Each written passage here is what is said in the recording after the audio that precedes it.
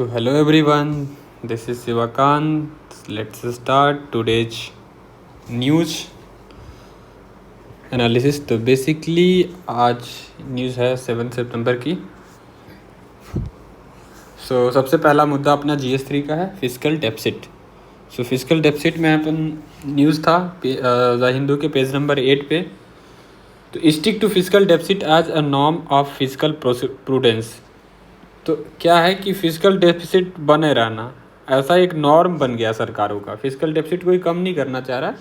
हाँ भैया ठीक है, बजट बनाना है तो हर साल फिजिकल डेफिसिट तो बना के रखना ही है, ऐसा इनका यही विवेक है। प्रूडेंस मतलब होता है बेसिकली विवेक किसी भी व्यक्ति का। तो बस ये अपने सरकारों का विवेक है।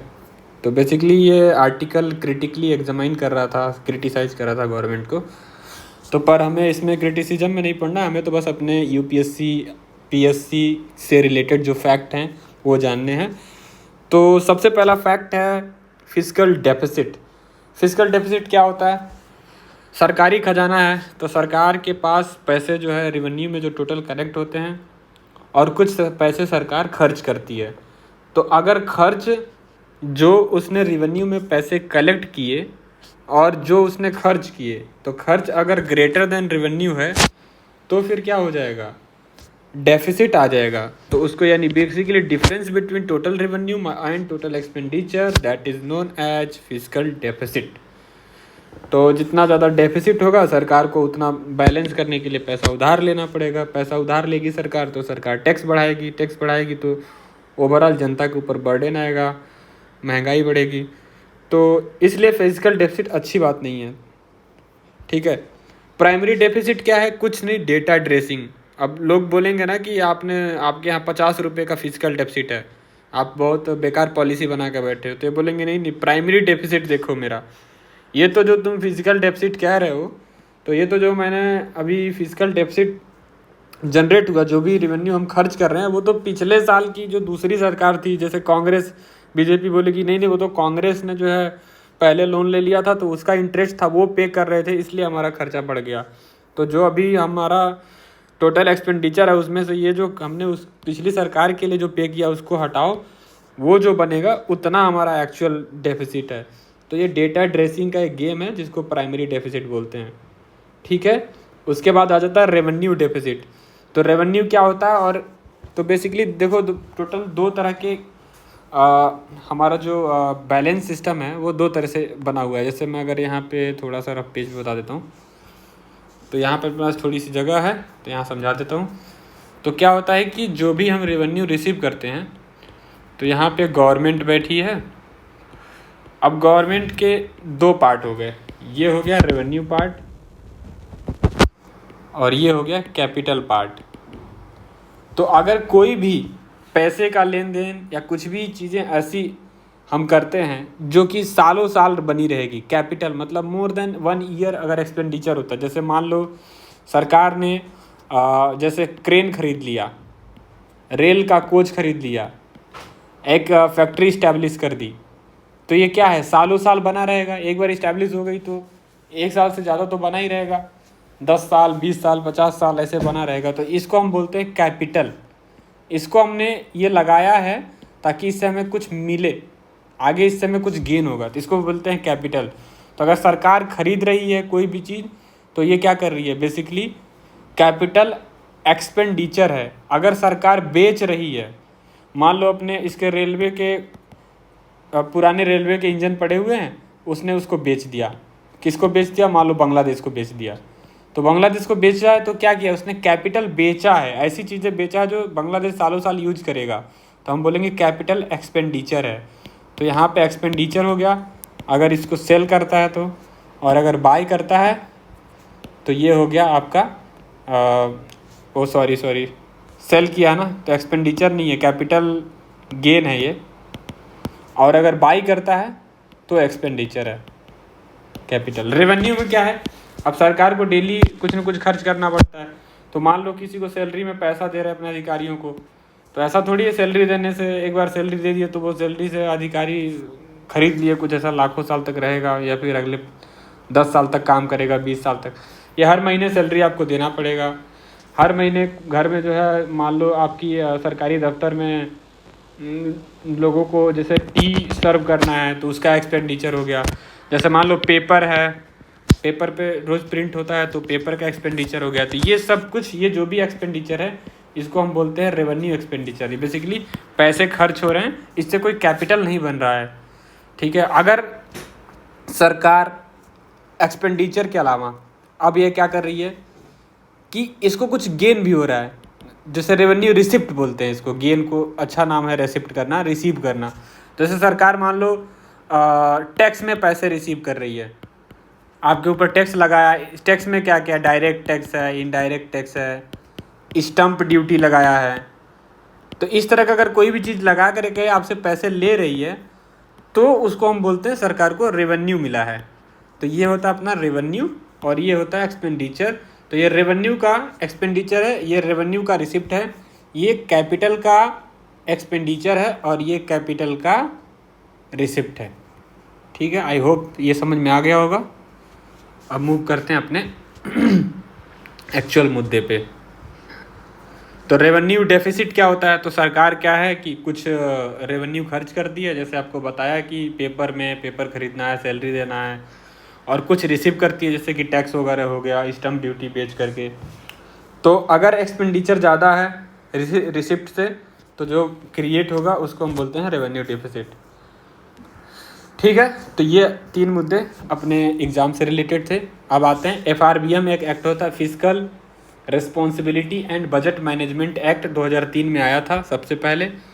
ये क्या है कि अब सरकार उस समय क्या करती थी कि मनमानी खर्च कर रही है, फिजिकल डेफिसिट खूब बढ़ाई जा रही है। अब पिछली सरकार ने खूब बढ़ा दिया, उसके अगली सरकार आ रही है, उसको परेशानी होगा भाई, उसको मैनेज करना बहुत मुश्किल हो जाएगा। तो ऐसे केस में एक कानून लाया गया कि नहीं मनमानी, और फिजिकल डेफिसिट ज़्यादातर लोग मनमानी फ्री बीज दे करके, जैसे कर्जा माफ़ कर दिया, अम्मा इडली दे दिया, इडली दे करके, या फिर महिलाओं को बस फ्री कर दिया, मेट्रो फ्री कर दिया, रक्षाबंधन पे सरकारी बस फ्री कर दिया, ऐसे करके फिजिकल डेफिसिट बढ़ाने का प्रचलन बढ़ गया था। क्यों? क्योंकि उनको वोट जीतना है। तो सरकार ने कानून लाई कि नहीं अब ये कर नहीं सकते, तो इसके लिए FRBM एक्ट लाया गया लीगल बैकिंग के लिए कि तुम फिजिकल डिसिप्लिन बना के रखो, कुछ तो डिसिप्लिन हो। तो उस डिसिप्लिन को के लिए जो एक्ट आया वो था FRBM एक्ट। इसका काम क्या था कि जो भी फिजिकल इम्बैलेंस क्रिएट कर रहे थे, जैसे कि हाई रेवेन्यू, फिजिकल डेफिसिट, इसको कंट्रोल करने के लिए ये एक्ट लाया गया। तो इस एक्ट के फीचर्स जान लेते हैं क्या क्या था। तो सबसे पहले इसने ट्रांसपेरेंसी लाई। कैसे लाई? उसने बोल दिया कि आपको कुछ डॉक्यूमेंट है वो मैंडेटरी है, एकदम आवश्यक है सबमिट करना हर सरकार को बजट पेश करते समय। तो उसमें क्या क्या डॉक्यूमेंट्स है? माइक्रो इकोनॉमिक फ्रेमवर्क स्टेटमेंट, एक ये डॉक्यूमेंट है। मीडियम टर्म फिजिकल पॉलिसी आपकी क्या रहने वाली है, और physical policy strategy investment. Strategy मतलब होता है लंबे समय के लिए इन्वेस्ट करने वाले। तो आप मीडियम टर्म के लिए क्या इन्वेस्टमेंट आपकी फिजिकल पॉलिसी है, कितना इन्वेस्ट करोगे, कितना ले आओगे, डेफिसिट क्या बताओ, और आगे आप लॉन्ग टर्म में आप क्या आपकी फिजिकल पॉलिसी रहने वाली है। तो ये स्ट्रेटजी हो गई। और माइक्रो इकोनॉमिक फ्रेमवर्क स्टेटमेंट ये ले आओ। ठीक है, तो ऐसा करके सरकार अगर ये तीनों डॉक्यूमेंट देगी तो ऑब्वियसली ट्रांसपेरेंसी होगी, जनता, न्यूज़ वाले इसको कवर करेंगे, जनता को पता चलेगा और लोगों को लगेगा कि सरकार कुछ गलत कर रही है, देश पे ज़्यादा कर्ज बढ़ने वाला है, तो अपोजिशन और बाकी लोग विरोध करेंगे। सरकार को बेसिकली काबू में रखना है। We are a quasi federal, एक तरीके से हाँ पार्लियामेंट्री डेमोक्रेसी है। तो हमारी जो सरकार है वो रिस्पॉन्सिबल गवर्नमेंट है, कुछ भी नहीं कर सकती। They are not orthodox and they are not authoritarian government. ठीक है, तो अपन फिजिकल, तो बेसिकली अपना जो medium term physical policy statement है, इसमें क्या क्या इंडिकेटर होते हैं जो सरकार को हमें रिवेल करने होते हैं। तो सरकार बताती है कि उसका फिजिकल डेफिसिट जीडीपी के कितने % है, रेवेन्यू डेफिसिट जीडीपी के कितने % है, प्राइमरी डेफिसिट वही डेटा ड्रेसिंग, मतलब इस पर इंटरेस्ट घटा दो तो जो बचता है वो कितना % है जीडीपी का, टैक्स में कितना कलेक्शन हुआ है जीडीपी के परसेंटेज के मुकाबले जो टोटल जीडीपी है, नॉन टैक्स रेवेन्यू कितना आया है, जैसे कि स्टैम्प ड्यूटी बेच करके या फिर पोस्टल स्टैम्प बेच करके कितना कमाई है, या सेंट्रल गवर्नमेंट ने उधार कितना लिया है, डेब्ट कितना उधार है जीडीपी का, ये सब कुछ इसमें मेंशन कर रहा होता है और ये सब न्यूज़पेपर में छपता है और सरकार आंसरेबल होती है पीपल को। यही है ब्यूटी डेमोक्रेसी की। ठीक है, ठीक है, चलो अगला देखते हैं, टारगेट्स। तो 2003 में जो FRBM एक्ट आया था उसका टारगेट ये था कि जो फिजिकल डेफिसिट था उसको 3% ऑफ GDP लेके आना है। कब तक? 2008 तक। 5 साल का टाइम दिया गया कि 5 साल में तुम घटाते घटाते ये फिजिकल डेफिसिट 3% GDP के लाओ। और सेंट्रल गवर्नमेंट जो डेब्ट, जो भी कर्ज उठा रही है, वो 40% तक रिड्यूस कर दो। ठीक है, 2024-25 तक उसको घटा के 40% कर दो। अभी बहुत ज़्यादा डेब्ट उठाते हो, इतना कर्ज नहीं लेने की ज़रूरत है। कंबाइंड डेब्ट टारगेट जैसे सेंटर और स्टेट दोनों मिल करके 60% मैक्स रखो, इससे ज़्यादा नहीं होना चाहिए 2024-25 तक। ऐसा ये 2003 में डिसाइड हो चुका रहता है। ठीक है, और 2009 तक रेवेन्यू डेफिसिट तो ख़त्म ही कर दो, ये तो नहीं ही चाहिए अपने को। जितना रेवेन्यू मिल रहा है उतना एक्सपेंड करो, बाकी अपना फिजिकल डेफिसिट चलेगा, कैपिटल के एरिया में चलेगा, लेकिन इधर रेवेन्यू डेफिसिट तो एकदम ही जीरो कर दो। ऐसा इनका ये टारगेट था 2009 तक का, 2008 तक का और 24-25 तक का। पर होता यह है कि 2007 में आपको पता है सब प्राइम क्राइसिस आता है USA में, तो ये सारा जो अपना एक्ट है ये फेल हो जाता है, क्योंकि वो हमें भी झेलना पड़ता है। तो खैर उसको आगे देख रहे हैं। अब बोरोइंग कंडीशन, तो इसके बारे में अपन जानेंगे। RBI और सेंट्रल गवर्नमेंट, इस पे देखते हैं। तो सेंट्रल गवर्नमेंट RBI से पैसा डायरेक्टली बोरो नहीं कर सकती है, ये आपको नोट करके रखना है, क्योंकि ये सीधा स्टेटमेंट प्रीलिम्स में आता है और सीधा हम फेल करके आते हैं कि हाँ भैया RBI तो ठीक है, हाँ गवर्नमेंट का है तो दे ही देगा। ऐसा बिल्कुल नहीं है। RBI सीधा पैसा सरकार को केवल एक केस में देती है, वो है वेज एंड मीन्स एडवांसेज। जैसे मान लो बजट पास हो गया और बजट सत्र चल रहा है, और बजट पास हो गया और पूरा सरकार चालू हो गई, लेकिन अचानक से मान लो सितंबर अक्टूबर के महीने में 15-20 दिन के लिए, महीने दिन के लिए कुछ ज़रूरत पड़ गया, सरकार को एकदम शॉर्ट टर्म लोन चाहिए कि भाई दे दो, मैं तुमको 15 दिन में, 2 दिन में लौटा देता हूँ, 5 दिन में लौटा देता हूँ। तो उस केस में ही केवल RBI पैसा सेंट्रल गवर्नमेंट को दे सकता है, नहीं तो बिल्कुल नहीं देता। अच्छा, फिर सेंट्रल गवर्नमेंट पैसा उठाती कैसे है? तो बिल्कुल उठाती ऐसे है कि वो अपनी सिक्योरिटीज इशू करती है, प्राइमरी सिक्योरिटीज इशू करती है। कहाँ पे इशू करती है? मार्केट में। लेकिन वो इशू कौन करता है? तो RBI जो होता है सेंट्रल गवर्नमेंट का एजेंट होता है, तो वो as a agent of central government security issue करता है, लेकिन खुद नहीं सब्सक्राइब करता, खुद ही नहीं खरीद देता, केवल बेचता है।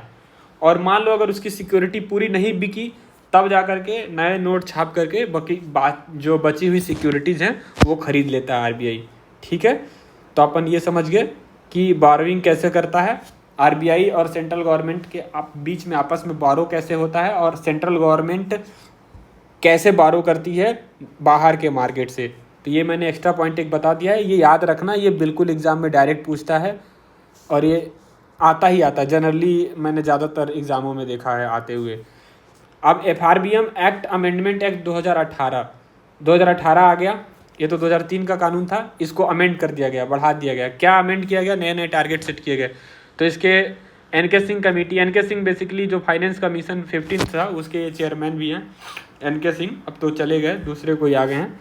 तो NK सिंह कमेटी का रिकमेंडेशन था। तो क्या रिकमेंडेशन था कि जो फिजिकल डेफिसिट का जो टारगेट तुम बना के रखे थे 2% करोगे GDP के 2008 तक, अब उसको बनाओ 3% जो करोगे, 3% था 2008 तक। ठीक है, ये वाला अब उसको उन्होंने बोला कि नहीं 2.5% GDP का करो, वो भी 2023 तक। तो रिलैक्स किया थोड़ा उन्होंने। और उसके बाद बोला कि कंबाइंड जो डेप्ट है सेंटर प्लस स्टेट, उसका जो डेप्ट टू GDP रेशियो है उसको 60% पे ले आओ 2023 तक। तो 40% सेंटर तक को माफ़ हो जाएगा और सारे स्टेट्स मिलके 20% ही लोन उठाना। तो ये उनका एक टारगेट सेट किया गया, ये टारगेट रिकमेंड किया गया। अब सरकार मानेगी कि नहीं वो अपन देखते हैं, मान रही है कि नहीं। ये केवल रिकमेंडेशन था, तो अभी हम रिकमेंडेशन देख रहे हैं।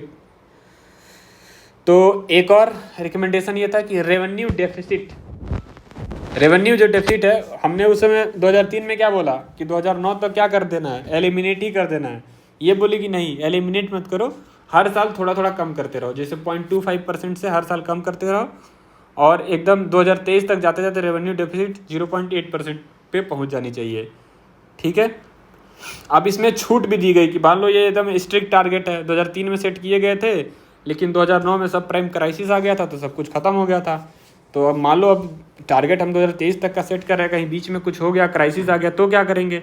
तो कुछ इस्केप क्लास भी डाले कि चलो अगर ऐसी क्राइसिस आएगी तो हम सरकार बच जाएगी, मतलब ज़्यादा भी खर्च कर सकती है। जैसे पहला क्या है कि मान लो एग्रीकल्चर कोलैप्स हो गया, मानसून ऑन नहीं हुआ, ऑनसेट लेट हुआ, या फिर बहुत ज़्यादा लानीना का कंडीशन आ गया, एकदम बारिश हुई, चारों तरफ फ्लडिंग हो गया, या फिर अल्नीनो आ गया, ड्राट आ गया। ऐसा बोल सकते हैं कि मीडियन जूलियन ऑसिलेशन चला गया था पैसिफिक में, इंडियन ओशन में निगेटिव डाइपोल बना हुआ था। ऐसे में बहुत सारे कंडीशंस हैं जिसकी वजह से इंडिया में ड्रॉट आ सकता है, तो एग्रीकल्चर कोलैप्स हो सकता है, या फिर एक्सेस में बारिश होगी तो भी कोलैप्स कर जाएगा। स्ट्रक्चरल रिफॉर्म, ये बहुत सही चीज़ है। स्ट्रक्चरल रिफॉर्म क्या होता है कि मान लो दुनिया में फाइनेंशियल क्राइसिस आ गई तो सरकार को क्या करना पड़ेगा? तुम अपने यहाँ की फैक्ट्रियों पे ज़्यादा टैक्स लगाओगे तो पूरी दुनिया में तो वैसे मंदी पड़ी हुई है, और तुम टैक्स लगाओगे तो उनका प्रोडक्ट महंगा होगा, नहीं बिकेगा, तो वो ऐसे भी और नीचे चले जाएंगे। तो उस केस में सरकार को टैक्स घटाना पड़ता है मजबूरन, तो उसको हम बोलते हैं स्ट्रक्चरल रिफॉर्म करना पड़ता है।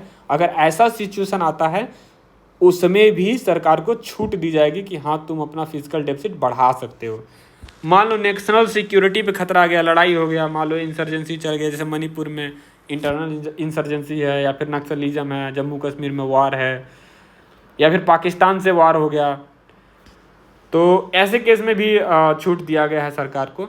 हाँ, ये इंस्टेंसेस देख सकते हैं आप, ग्राउंड ये है, इस तरह का ग्राउंड है। इंस्टेंस कब क्रिएट होगा? तो ये देखो, ये रिडक्शन इन कॉर्पोरेशन टैक्स कम करना पड़ेगा कब? उसको स्ट्रक्चरल रिफॉर्म बोलते हैं। कब? ग्लोबल फाइनेंशियल क्राइसिस के टाइम पे। ठीक है, अब एक और काम किया गया कि एक और रिकमेंडेशन था कि एक फिस्कल काउंसिल बनाएंगे जो कि एडवाइस करेगा गवर्नमेंट को इन सब चीज़ों पे। ये भी जो भी हमने डिस्कस किया कि आपको कितना ये टारगेट रखना है फिस्कल डेफिसिट का, या फिर कंबाइंड डेब्ट जीडीपी रेशियो का, या फिर ऊपर जो भी हमने डिस्कस किया कि रेवेन्यू डेफिसिट कैसे धीरे धीरे कम करोगे। इस सब के लिए कोई तो काउंसिल होना चाहिए ना जो गवर्नमेंट को गाइड करे, तो उसके लिए फिस्कल काउंसिल बनाया। ठीक है, अब आते हैं 15th finance commission, N K Singh इसके चेयरमैन बनते हैं। ये इसके भी कुछ रिकमेंडेशन थे। तो इसका रिकमेंडेशन ये था कि 2025-26 तक 4% जीडीपी वाला ये रिड्यूस करके ले आना। अब देखो ये कैसे, ये सोचो कि ये 3% था 2023 तक, लेकिन ये 4 कैसे हो गया? आपको पता है 2020 में कोरोना आया था तो सरकार का सारा जो सिस्टम था हिल गया था। तो ऐसे केसेस में बोला गया कि ठीक है कोई बात नहीं, तुम 4% जीडीपी का रखो 2025-26 तक, इतना रिड्यूस कर देना है फिजिकल डेफिसिट। स्टेट को बोला गया कि तुम अपने gross state domestic product GSDP जिसको बोलते हैं उसका केवल 3% ही रखोगे 2023 से 26 के बीच में।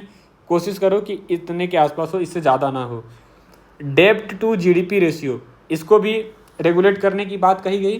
तो क्या हुआ कि इसको बोला गया कि तुम अभी जो 62% है 2021 में, 2026 तक टारगेट करो कि घटा करके 56% पे ले आओगे सेंटर, और स्टेट तुम घटा करके 32% पे लाओगे 33 से 2026 तक।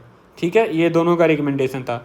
अब आ जाते हैं पब्लिक डेप्ट, सरकारी डेप्ट। कर्ज होता क्या है? तो भैया आपका और हमारा कर्ज, देश के ऊपर जो कर्ज है हमारे ही जेब से जाएगा, आपके जेब से जाएगा कर्ज, जो भी आप टैक्स भरोगे, तो वो पब्लिक डेप्ट होता है। तो ये कुल मिला के ये 2 प्रकार के होते हैं। ठीक है, तो एक होता है इंटरनल और दूसरा होता है एक्सटर्नल। अगर हम डेप्ट रुपए में लेते हैं, इंडिया से लेते हैं, तो इंटरनल डेप्ट बोलते हैं। अगर हम डेप्ट बाहर दूसरे किसी देश से लेते हैं, फॉरेन करेंसी में लेते हैं, डॉलर में लेते हैं, तो उसको बोलते हैं एक्सटर्नल। तो इंटरनल डेप्ट लेना अच्छी बात है, लेकिन एक्सटर्नल बिल्कुल गलत, बहुत ही ज़्यादा रिस्की है। क्योंकि आपने अगर डॉलर में उठाया, $10 का डेप्ट उठाया, और $1 में मान लो हाइपोथेटिकल 80 रुपये होता है, तो $1 में 80 रुपये होता है, आपने $10 उठाया तो 100 रुपये का आपने डेप्ट उठा लिया। लेकिन मान लो अगर इंटरनेशनल मार्केट में कल को आपको 1 साल बाद आपको पैसा वापस करना है $10, लेकिन आपका रुपया कमज़ोर हो गया, आपका एक्सपोर्ट ख़राब हो गया, ऐसे केस में हो सकता है कि $1 बराबर 100 रुपये हो जाए। तो आपको तो 1 साल बाद जो है बेसिकली, वैसे तो आपको लौटाना 800 रुपये था, लेकिन अब कितना लौटाओगे? आप जो है $10 उठाए थे और $1 का 100 रुपये हो गया, तो 1000 लौटाओगे, यानी 200 रुपये का घाटा होगा। ये तो मैंने छोटा एग्जाम्पल लिया, पर ऐसे 1 करोड़, अगर करोड़ों में सोचोगे तो 200 करोड़ का नुकसान हो जाएगा। इसलिए हम एक्सटर्नल डेप्ट को एज मच एज अवॉइड कर सकते हैं, अवॉइड कर ही देते हैं। इंटरनल डेप्ट अच्छी बात है, ले लेते हैं। तो कैसे लेते हैं इंटरनल डेप्ट? इंटरनल डेप्ट के लिए मार्केट में सिक्योरिटी इशू करती है सरकार, कुछ सिक्योरिटीज़ डेटेड होती हैं, कुछ ट्रेजरी बिल होता है, कुछ कैश मैनेजमेंट बिल होता है, इसके थ्रू होता है, कुछ नॉन मार्केटेबल होती है। तो नॉन मार्केटेबल सिक्योरिटी ये होती हैं जिनको आप मार्केट में, सेकेंडरी मार्केट में बेच नहीं सकते हो। जैसे इंटरनेशनल फाइनेंशियल इंस्टीट्यूशन से अगर पैसा उठाया है और तो जाके उसको बेच नहीं सकते हो वो। और अगर आपने treasury bill, cash management bill, dated security ये सब लिए हो तो आप किसी को भी बेच करके आप एग्जिट कर सकते हो। तो ये मार्केटेड सिक्योरिटीज़ होती हैं और ये नॉन मार्केटेबल सिक्योरिटीज़ होती हैं। तो करेंटली इंटरनल डेप्ट जो है 90% सरकार जो टोटल जो पब्लिक डेप्ट अभी तक ले रखी है उसमें 90% इंटरनल ही है। तो डरने की बात नहीं है, हम अभी गर्त में नहीं जाने वाले हैं। हमारी सरकार अच्छी है, हमारे इकोनॉमिक एडवाइज़र अच्छे हैं, ठीक है। एक्सटर्नल डेप्ट केवल 10% लिया हमने, जो भी डॉलर वॉलर में लिया होगा या फिर और बैंक में लिया होगा। ये कहाँ से उठाते हैं? तो जनरली वर्ल्ड बैंक से उठाते हैं। IMF का बेल आउट पैकेट होता है, एशियन डेवलपमेंट बैंक, मनीला में हेडक्वार्टर है, यहाँ से उठाते हैं, ठीक है। तो ये मल्टीलेटरल एजेंसियाँ होती हैं जो एक्सटर्नल डेप्ट देती हैं।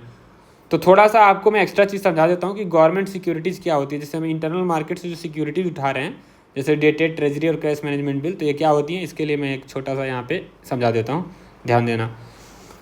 तो गवर्नमेंट सिक्योरिटीज़, सरकार को पैसे उठाने हैं तो गवर्नमेंट सिक्योरिटी रिलीज करेगी। सरकार को मान लो 364 दिन तक के सिक्योरिटी उठाने, 1 साल से कम का, कि हाँ आज मैंने कर्ज लिया 1 साल के अंदर अंदर दे दूंगा।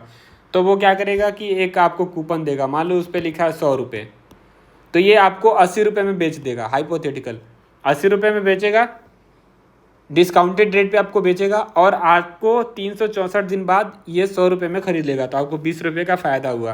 तो हम बोल सकते हैं कि ये ज़ीरो कूपन है, इस पर कोई इंटरेस्ट नहीं लिखा था।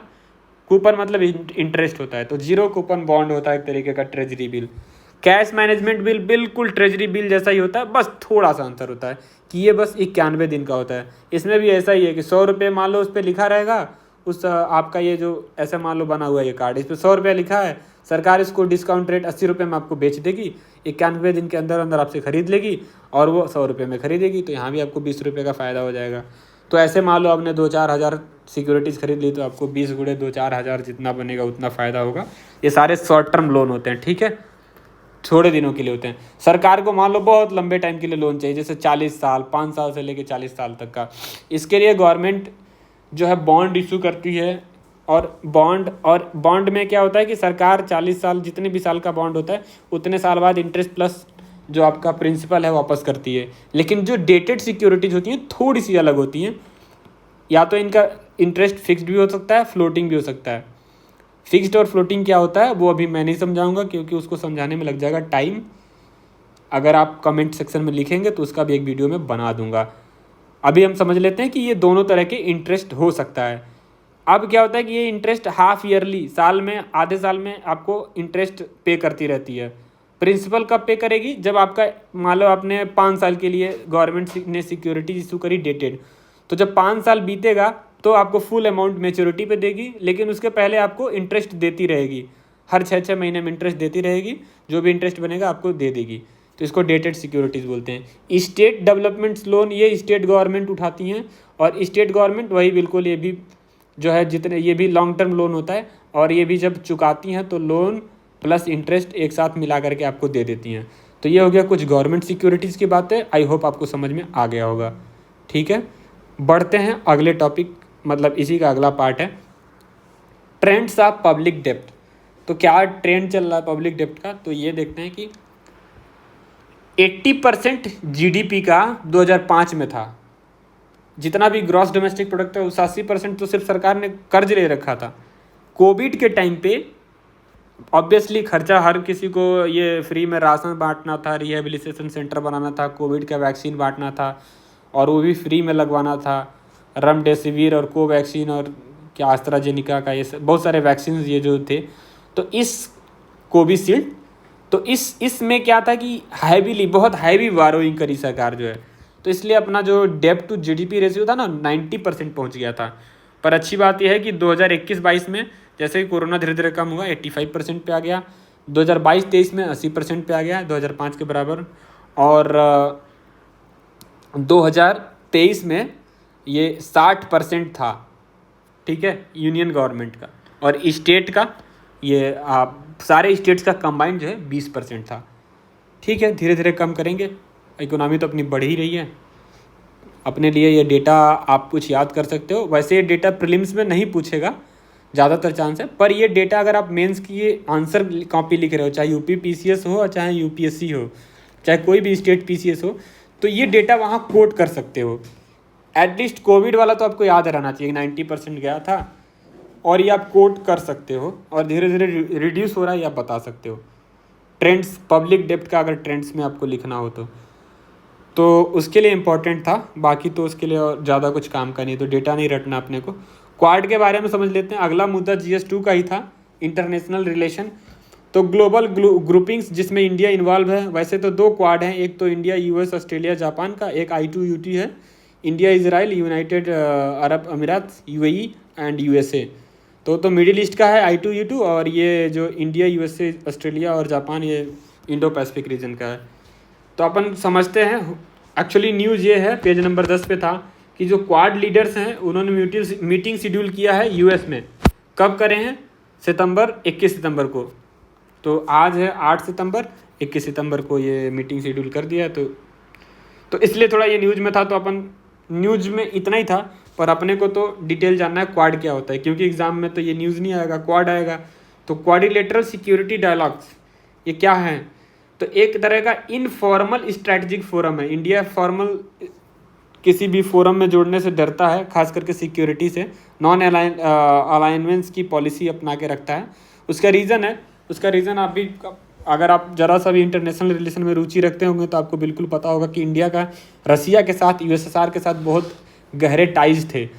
तो कभी इंडिया नहीं चाहता कि रसिया नाराज़ हो। रसिया और US दोनों को साथ में लेके चलने की कोशिश करता है, इसलिए हम कभी भी फॉर्मल कोई भी ट्रीटी US से साइन नहीं करते हैं। तो हमारा ये क्वाड भी जो है ना, इनफॉर्मल स्ट्रेटजिक फोरम है। तो इंडिया है, USA है, ऑस्ट्रेलिया है और जापान है। तो इसमें 4 कंट्री हैं। प्राइमरी ऑब्जेक्टिव क्या है कि इंडो पैसिफिक रीजन, जो कि चाइना का दबदबा बना हुआ है इस एरिया में, इसको फ्री करना, कि यहाँ पे सब लोग फ्रीली वर्क कर पाएँ, ओपन करना, और यहाँ पे सबकी प्रोस्परस हो और सबका विकास हो, इंक्लूसिवनेस हो। फिलीपींस, सिंगापुर, ब्रुनेई, या फिर Malaysia, Vietnam, Cambodia, Thailand, Myanmar और इंडोनेशिया, ये सारे के सारे जो भी देश हैं ना, आसियान, ये सब फ्री अपने आप को फील करें, ओपन फील करें, सबकी प्रॉस्पेरिटी बढ़े और सब इंक्लूसिव डेवलपमेंट हो सबका। केवल चाइना का दबदबा ना हो, उसको काउंटर करने के लिए बेसिकली ये ग्रुप बनाया गया था। तो इस ग्रुप में केवल इंडिया ही एक अकेला कंट्री है जिसका चाइना से बॉर्डर लगता है स्क्वाड में, ठीक है। तो अपन ये एक प्रीलिम्स का मुद्दा है, पर जनरली सब लोग हल कर लेंगे अगर हल्का सा भी ध्यान रखते होंगे न्यूज़ का। तो लेकिन अब सिग्निफिकेंस देख लेते हैं इंडिया के लिए क्या है, इंडिया का फ़ायदा क्या है स्क्वाड ग्रुप में ज्वाइन करने का। सबसे बड़ा फ़ायदा ऑब्वियसली US के पास बहुत पैसा है, तो भाई हमको चाहिए पैसा, फंडिंग दो। जापान के पास बहुत स्किल है, टेक्नोलॉजी है, जापानी टेक्नोलॉजी की मिसाल देते हैं लोग। तो अपने को तो बेनिफिट है भाई, पैसा भी मिल रहा है, स्किल भी मिल रहा है, हाँ तो हम ज्वाइन कर लेंगे। इकोनॉमी और डेवलपमेंट हमारा हो रहा है, इकोनॉमी यहाँ से, डेवलपमेंट जापान से, ठीक है। और दूसरा क्या है कि चाइना के ऊपर बहुत निर्भर हैं किसी भी चीज़ के लिए। जैसे अगर हमारे पास जो भी दवाइयाँ बनती हैं ना, तो दवाइयों का एक बेसिक मटेरियल होता है, फार्मूला होता है, वो चाइना से आता है, तब हम दवाई बनाते हैं। इंडिया चाहे मेडिसिन का हब है, लेकिन मेन जो उसका इंग्रेडिएंट है वो चाइना से अभी भी आता है, फार्मूला शायद उसको बोलते हैं। तो और ऐसे करके बहुत सारे, जैसे लिथियम कंपोनेंट है, जैसे रेयर अर्थ मेटल है, जो कि EV इलेक्ट्रिक व्हीकल वगैरह में यूज होगा। तो सब कुछ पे हम चाइना पे निर्भर हैं। तो चाइना का अल्टरनेटिव हमें यहाँ मिल रहा है, इसलिए हम इधर जाना चाहेंगे। तो सप्लाई चेन रेजिलियंस, हाँ तो चाइना से अपने को मिल रही है छुट्टी, तो भाई कोई भी चाइना से दूर तो जाना ही चाहेगा, ठीक है। तो ये हो गया। तो चाइना पे डिपेंडेंसी कम होगी, तो चाइना को हम बॉर्डर पे अच्छे से समझा पाएंगे। फिर डिप्लोमेसी क्या है? Act east policy, Asia Africa corridor, advance east Asian interest, rising importance of Indo Pacific. तो इंडो पैसिफिक में अपनी इम्पोर्टेंस बढ़ाना है, ईस्ट के देशों से अपना व्यापार बढ़ाना है, चाइना का दबदबा कम करना है, एशिया और अफ्रीका के कॉरिडोर बनाने। इस तरह के जो डिप्लोमेसी है ये भी हमें मिलती है इन ग्रुप में शामिल होने से। यस, तो हम बिल्कुल शामिल होना चाहेंगे। इंटेलिजेंस एंड इंफॉर्मेशन शेयरिंग, तो ट्राइलेटरल इंफॉर्मेशन शेयरिंग मैकेनिज्म है, यहाँ पे इंफॉर्मेशन शेयर करेंगे सिक्योरिटी से रिलेटेड, पायरेट्स जो भी अगर समुद्री पायरेट्स हैं उनसे रिलेटेड तो कोलाब्रेशन में काम करेंगे। अच्छा, अब एक इमर्जिंग जो भी थ्रेट है, जैसे साइबर अटैक आज के ज़माने में सबसे बड़ा थ्रेट है। मिस इन्फॉर्मेशन, किसी भी देश को बदनाम कर देना, जैसे कि अभी ये फ्लड आया था बांग्लादेश में, तो बेसिकली इंडिया को बदनाम कर किया गया कि इंडिया ने जो डैम है त्रिपुरा में वो खोल दिया, इसकी वजह से पूरा फ्लड आ गया था। तो इस तरह के बहुत सारे, किसी भी देश को आप जो मिस इन्फॉर्मेशन फैला के बदनाम करते हैं उससे बचाने के लिए बेसिकली कोलाबरेट करेंगे। ठीक है, तो ये फ़ायदा हमें हो रहा है इकोनॉमी का, डिप्लोमेसी का, सप्लाई चेन का, इंटेलिजेंस इंफॉर्मेशन शेयरिंग, कोलाबरेशन का। तो और साथ ही साथ ये सब चाहते हैं कि चाइना कमज़ोर हो, इंडिया एक रीजनल सुपर पावर बने। तो भाई ठीक है, हमको बनाओ, हम तुम्हारे ग्रुप में रहना चाहेंगे। तो इंडिया तो बिल्कुल रहना चाहेगा। तो ये बेनिफिट हैं। चैलेंजेस भी हैं, अगर कहीं बेनिफिट है तो बिल्कुल दवाई फ़ायदा कर रही है तो कड़वी भी होती है। तो क्या कड़वाहट है उसके बारे में जान लेते हैं। तो इंडिया का सबसे बड़ा बॉर्डर है चाइना के साथ, सबसे बड़ी ये है। तो इसके साथ स्टेबल रिलेशनशिप बनाना हमारे लिए बहुत क्रूशियल है। तो ये हमारे लिए एक चैलेंज है। दूसरा मल्टीपल पार्टनरशिप है, जैसे मान लो यूएस, हमने बताया कि इंडिया का रिलेशन है स्ट्रॉन्ग रसिया के साथ, यूएस के साथ, और डीपर इंगेजमेंट अगर हम करते हैं क्वाड में तो रसिया से हमारे जो रिश्ते हैं उसमें दरार आएंगी। पर इन दोनों को हमें बैलेंस करना, ये हमारे लिए एक चैलेंज है। ठीक है, तो दो चैलेंजेस। तीसरा चैलेंज क्या है, historically India non alignment movement में रहता था। कब से, जब से यूएसएसआर और यूएस में आपस में कोल्ड वार चलता है तब से ही हम नॉन अलायंस मूवमेंट में रहते हैं, कहीं अलायंस हमने नहीं किया। ठीक है, तो इसलिए अभी भी हम फॉर्मल अलायंस नहीं किए हुए हैं, तो इसलिए हमारी फॉरेन पॉलिसी फ्लेक्सिबल है। लेकिन फिर यूएस भी हम पे खुल के भरोसा नहीं कर पाता, ये एक हमारे लिए चैलेंज है। दूसरा डाइवर्जेंट इंटरेस्ट है विद इन द क्वाड। तो जैसे मान लो यूएस क्या क्वाड को देखता है कि यूएस क्वाड को एक हथियार के रूप में देखता है, स्ट्रेटजी जो कि काउंटर कर पाए चाइना को ग्लोबली। लेकिन इंडिया क्या फोकस करता है कि इसका अपना रीजनल डेवलपमेंट हो, तो जिसमें पर्टिकुलर इसका इंटरेस्ट इंडियन ओशन में जो भी अपने रिसोर्सेज हैं उसको एक्सप्लॉइट करना है। तो इंडिया का मेन एम है इकोनॉमी, और यूएस का मेन एम है कि भाई राजा बने रहना है, चाइना को ग्लोबली काउंटर करना है। तो दो इंटरेस्ट हैं, तो you can see collision of interest. फिर इकोनॉमिक कैपेबिलिटी के बारे में, अब तुम क्वाड का मेंबर रहोगे तो भाई चाइना से झगड़ा होगा, चाइना से चीज़ें कुछ तो गड़बड़ होंगी। तो बाकी कंट्री तो डेवलप्ड है, पर इंडिया क्या है, डेवलपिंग है। अब डेवलपिंग कंट्री में एडिशनल बर्डन आ गया डिफेंस का, भाई तुम भी अपनी नेवी भेजो, अपने सैनिक भेजो वो पैसिफिक में पेट्रोलिंग करने के लिए, तो डिफेंस एक्सपेंडिचर हमारा बढ़ रहा है। तो ये एक दिक्कत हमारे ऊपर आ रही है इकोनॉमिक कैपेबिलिटी के ऊपर। फिर कॉन्फ्लिक्टिंग डिसीजन, आपको पता है कि यूएस के साथ दोस्ती करना, यूएस के साथ दुश्मनी करना बुरी चीज़ है, लेकिन यूएस के साथ दोस्ती करना फैटल होता है। फैटल मतलब जानलेवा होता है। तो बिल्कुल ये बात सही है। तो यूएस क्वाड में है लेकिन उसने ऑकस बना लिया सिक्योरिटी पार्टनरशिप, जिसमें ऑस्ट्रेलिया, यूके, यूएस थे, इंडिया को बाहर छोड़ दिया। तो ये एक कॉन्फ्लिक्टिंग डिसीजन था यूएस का। तो ये भी इंडिया के लिए बहुत ही चैलेंजिंग है और हर्ट भी करता है। तो चाइना का इन्फ्लुएंस देखोगे तो चाइना का इंडिया के साथ क्वाड मेंबर, इंडिया के साथ भी अगर देखोगे ट्रेड बहुत ज़्यादा है, और साथ ही साथ इसका इकोनॉमिक टाइज है ऑस्ट्रेलिया के साथ। तो इट्स अ काइंड ऑफ काफ़ी कंफ्यूजिंग सा है कि हम बनाए हैं चाइना को ही काउंटर करने के लिए, हमारा ही एक मेंबर इससे इकोनॉमिक टाइज बना के रखा हुआ है। तो ये सब चैलेंजेस हैं, और बेसिकली मुझे लगता है इन सब में आपको कोई भी point as a prelims point से काम उतना नहीं आ सकता। एक नॉन अलाइनमेंट मूवमेंट को छोड़ करके, और एक लॉन्गर बॉर्डर वाला हो गया कि किसका कौन सा बॉर्डर शेयर करता है स्क्वाड में से, वो हो गया। और ऑकस के बारे में क्या है सिक्योरिटी पार्टनरशिप, वो क्वाड क्या है। बाकी इसमें जो भी पॉइंट है ये बेसिकली आपको मेंस के लिए ज़्यादा इम्पोर्टेंट है। तो ठीक है, प्रीलिम्स का मैंने बता दिया, इसमें प्रीलिम्स के क्या क्या इंपॉर्टेंट है। Let's focus on the next one, NTCA. NTCA क्या है, national tiger conservation authority, NTCA. Page number 12 पे था। नटका ने क्या बोला कि नटका ने रिलोकेशन, हाँ, नटका का एक लेटर है on relocation of tiger zones, इससे गुस्सा भड़का है। तो ये ऐसा हेडिंग है, पर ये हेडिंग को छोड़ते हैं, अपन नटका के बारे में जानते हैं। एग्जाम पर्सपेक्टिव से क्या इंपॉर्टेंट है वो समझते हैं। नटका क्या है? National tiger conservation authority. कब बना था? वाइल्ड लाइफ प्रोटेक्शन एक्ट 1972 के अंतर्गत बनाया गया था। चेयरमैन कौन है इसका? इन्वायरमेंट मिनिस्टर जो भी है वही है चेयरमैन इसका। Apex body tiger conservation body है इसकी, ये सबसे बड़ी बॉडी है, ठीक है। उसके बाद अप्रूव क्या करता है? कोई भी नया टाइगर रिजर्व बनाना है, नटका से अप्रूव करवाओ। टाइगर कंजर्वेशन प्लान बनवाना है, भाई नटका से अप्रूव करवाओ। रिसर्च और मॉनिटरिंग करना है, टाइगर का सेंसस निकालना है, बेसिकली कितने टाइगर हैं, तो वो भी नटका ही करता है। तो टाइगर से रिलेटेड हर काम नटका करेगा। इम्पॉर्टेंट ये है, ये आपको प्रीलिम्स में आएगा। किस एक्ट के अंतर्गत आता है? चेयरमैन कौन है? Environment minister.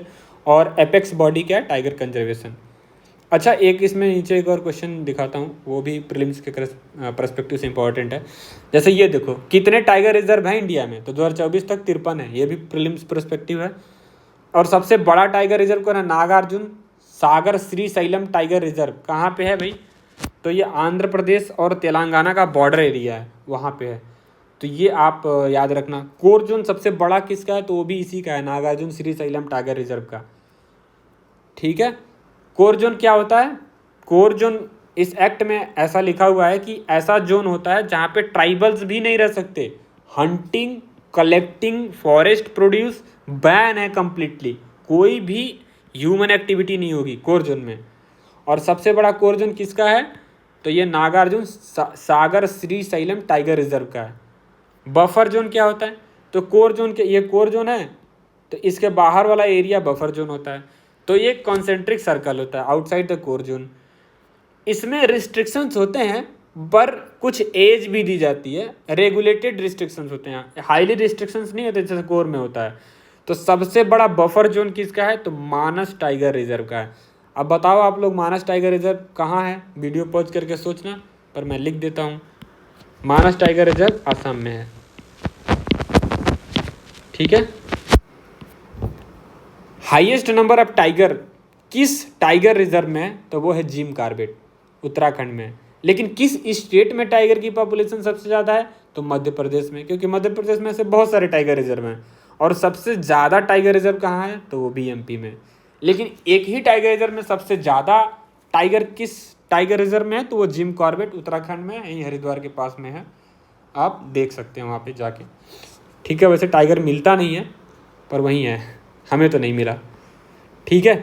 Project tiger, project tiger क्या सेंट्रली स्पॉन्सर्ड स्कीम है, सेक्टर नहीं है, स्पॉन्सर्ड है। यानी 60-40 वाला रेशियो चलेगा। अगर हिली स्टेट है तो 90-10 वाला रेशियो चलेगा।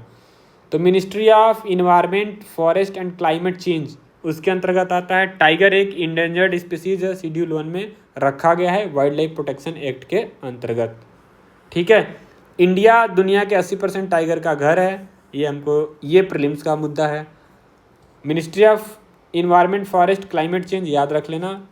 Project tiger centrally sponsored scheme है, ये याद रखना। टाइगर का IUCN में क्या है? तो इंडेंजर्ड है, ये याद रख लेना। अब प्रोजेक्ट टाइगर और प्रोजेक्ट एलिफेंट को मर्ज किया सेंटर, चलो ये तो नहीं आएगा प्रीलिम्स में। पर टाइगर का सेंसस कितनी बार होता है, कितने सालों में होता है? तो 4 सालों में होता है। ये प्रीलिम्स का क्वेश्चन है। एम स्ट्रिप क्या है? ये भाई आ चुका है क्वेश्चन। ये एंड्रॉयड ऐप है, किसके लिए? टाइगर्स को मॉनिटर करने के लिए, ठीक है। ई बर्ड क्या है? ई बर्ड मतलब क्या है? कोई इलेक्ट्रिक बर्ड, चिड़िया ऐसी जो इलेक्ट्रिसिटी से उड़ती हो। तो वो कुछ नहीं है, अनमैन्ड एरियल व्हीकल। ये जो है अनमैन्ड एरियल व्हीकल, मतलब ड्रोन वगैरह हो गया, क्वाडकॉप्टर, हेक्साकॉप्टर। तो अगर क्वाडकॉप्टर, हेक्साकॉप्टर आप जंगल के ऊपर उड़ाइए, उनसे सर्विलांस कीजिए कि कितने टाइगर हैं, मॉनिटरिंग कीजिए। तो ये हो गया। बाकी ये तो गलत लिखा था, मैंने काट दिया। Wild life protection act and relocation of tribes. तो वाइल्ड लाइफ प्रोटेक्शन एक्ट में क्या लिखा है? तो क्या लिखा है उसमें कि जो कोर एरिया है वो अनडिस्टर्ब्ड होना चाहिए, ह्यूमन एक्टिविटी नहीं होना चाहिए। साथ ही साथ में ये भी लिखा है कि जो ट्राइबल्स का रीलोकेशन है वो वॉलेंट्री होना चाहिए and carried out on mutually agreed terms and condition. ऐसा नहीं कि आप गए और बोले नहीं ये एरिया आज से जो है कोर एरिया हो गया, ट्राइबल्स को उखाड़ के फेंक दिए, उनका घर वर सब बाहर निकाल दिए। ऐसा नहीं कर सकते। उनकी भी एग्रीमेंट होनी चाहिए, आपकी भी होनी चाहिए, और वॉलेंटरली वो छोड़ के चले जाएं। ऐसा बाहर उनको कन्विंस करिए कि जाएं। तो ये काफ़ी कॉन्फ्लिक्टिंग सा है एक्ट में। अब अनडिस्टर्ब भी है और फिर वहाँ रह भी रहे हैं, मनाना बहुत मुश्किल होता है। बट यस, आप अधिकारी बनोगे, IAS अधिकारी बनोगे तो आपके अंदर ये क्वालिटी होना चाहिए कि आप मना पाओ लोगों को और लोग आपकी बात माने, छोड़ के चले जाएं। ठीक है, इम्पोर्टेंस बताओ टाइगर के, उनको जो है जाएंगे छोड़ के। अगला मुद्दा था हेल्थ का। हेल्थ यार, ट्यूबरक्लोसिस, इंडिया टीबी का हब बन गया है, बहुत दुख की बात है।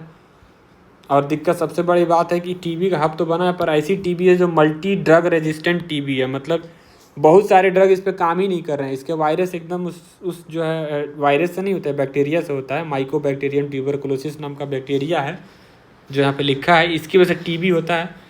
पर ये दिक्कत है कि ये टीबी मल्टी ड्रग रेजिस्टेंट बन चुका है इंडिया में। तो इसने, जो हमारी हेल्थ मिनिस्ट्री है, इसने अप्रूव किया नया ट्रीटमेंट को जो मल्टी ड्रग रेजिस्टेंट टीबी है उनके लिए। तो देखो यार, सबसे पहले तो ये बैसिलस कैलमेटी ग्यूरिन का टीका लगवाओ, जिसको हम BCG टीका बोलते हैं। ठीक है, BCG तो सुने होगे, बच्चों को लगता है, छोटे छोटे बच्चों को पैदा होते ही लगता है ये BCG, बैसिलस कैलमेटी ग्यूरिन टीका। मल्टीपल ड्रग रेजिस्टेंस टीका क्या होते हैं? तो कोई भी माइक्रो ऑर्गेनिज्म, जैसे बैक्टीरिया हो गया, वायरस हो गया। अब भाई कोई भी छोटी मोटी दिक्कत हो रही है, एंटीबायोटिक उठा के खा लिए, एंटीवायरल खा लिए, तो बार बार एंटीबायोटिक एंटीवायरल खाओगे तो ये सब क्या हो जाएंगे कि इनके अंदर रेजिस्टेंस डेवलप हो जाएंगी। तो फिर ये एंटीबायोटिक काम करना बंद कर देगा। तो उस केस में अब मान लो एक एंटीबायोटिक काम नहीं किया, दूसरा दिया वो भी नहीं काम करा, तो मल्टीपल एंटी माइक्रोबियल ड्रग्स बन जाते हैं, तो रेजिस्टेंट बन जाता है इन ड्रग्स से।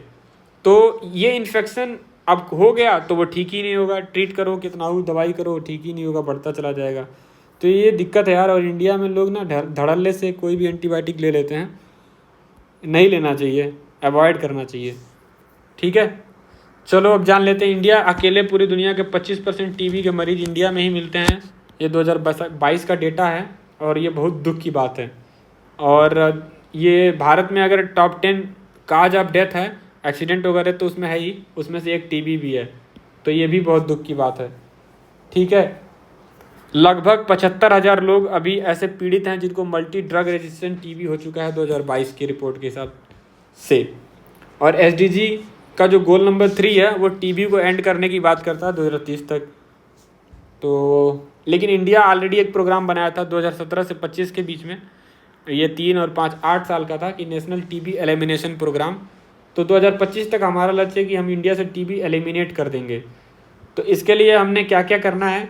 तो हमारा सबसे पहला अर्ली डिटेक्शन, टीबी का थोड़ा सा लक्षण है तभी डिटेक्ट करो, डायग्नोसिस करो, रैपिड टीबी डिटेक्शन किट्स। तो जैसे अपन कोरोना का टाइम पे किट था ना, जिससे अपन RT-PCR टेस्ट कर लेते थे, हाँ ठीक है चलो बढ़िया है, तो बस वैसा ही एक किट बनाओ ताकि कोई भी आदमी कम पढ़ा लिखा, अगर कोई भी मेडिकल प्रैक्टिशनर है, जैसे कि पैरामेडिकल स्टाफ है, वो भी तुरंत डिटेक्ट कर ले कि हाँ इसको टीबी है कि नहीं है। तो ऐसे हमारे पास रैपिड टीबी डिटेक्शन किट्स हैं, जिसकी वजह से अर्ली डिटेक्शन और डायग्नोसिस कर पाएँ और ताकि इनका हम इलाज कर पाएँ। अच्छा, टीबी को संस्कृत में क्षय बोलते हैं, क्षय रोग बोलते हैं। और नी मतलब होता है नहीं, और क्षय निक्षय, निक्षय मतलब होता है कि टीबी को हटा देना, मार देना। तो निक्षय पोषण अभियान, पोषण योजना। तो जो भी लोग टीबी से पीड़ित हैं उनको डायरेक्ट बेनिफिट ट्रांसफ़र के थ्रू पैसे भेजे जाएंगे 500 रुपया पर मंथ, ताकि वो न्यूट्रिशन खरीद पाएँ जो कि टीबी के पेशेंट के लिए ज़रूरी है, और उसको खा करके अपने आप को थोड़ा मजबूत करें कि टीबी से लड़ सकें। ठीक है, फिर निक्षय डिजिटल प्लेटफॉर्म भी बनाया गया है, किस लिए? कि मॉनिटर करेगा टीबी के ट्रीटमेंट को कि भाई ये चीज़ें सही चल रही हैं कि नहीं। फिर प्रिवेंशन के रूप में हम क्या करेंगे? वही BCG का टीका लगवा दो अपने न्यूबॉर्न्स को, भाई लगवा लेना। अगर आपके घर भी कोई भी छोटा बेबी हो तो ये टीका जरूर लगवा लेना। बैसिलस कैलमेटी ग्यूरिन का टीका जो है, ये आपका फुल फॉर्म है, यहाँ से देख लेना। BCG का टीका नॉर्मल भाषा में बोलते हैं इसको। अब आ जाते हैं CDSO क्या है? Central drug standards and control organisation. तो ये अपना इसका जो है, ये एक एक्ट आया था अंग्रेजों के टाइम पे, ड्रग्स एंड कॉस्मेटिक एक्ट, इसके अंतर्गत ये काम करता है central drugs standard control organisation. कोई भी नया ड्रग है उसको अप्रूव करना है, वही करेगा। क्लिनिकल ट्रायल करना है, इसके परमिशन के बगैर नहीं कर सकते। इंपोर्ट करना है कोई ड्रग को इंडिया में, बिना परमिशन के CDSO के हम नहीं कर सकते। मार्केट में इंट्रोड्यूस भी नहीं कर सकते बिना परमिशन का। और इसका हेड जो होता है उसको DCGI बोलते हैं, drug controller general of India. ठीक है, drug controller general of India किसके अंतर्गत आता है? Ministry of housing health and family welfare. तो ministry of health and family welfare के अंतर्गत आता है। ठीक है, तो ये रहा हमारा टीवी। यार आखिरी का न्यूज़ पढ़ के ना दुख हो गया मुझे, अभी तक अच्छा जा रहा था। खैर ठीक है, आज का ये न्यूज़ है, बच के रहो यार, स्वास्थ्य पे ध्यान दो, टीबी के वायरस से बचो, हाथ और साबुन से धो, गंदगी में खाना मत खाओ, भूखे रह जाओ ठीक है, घर पे आके खाओ। ठीक है भाई, तो आज का न्यूज़ एनालिसिस यही ख़त्म होता है। थैंक यू, बाय बाय, मिलते हैं कल अगले न्यूज़ एनालिसिस के साथ।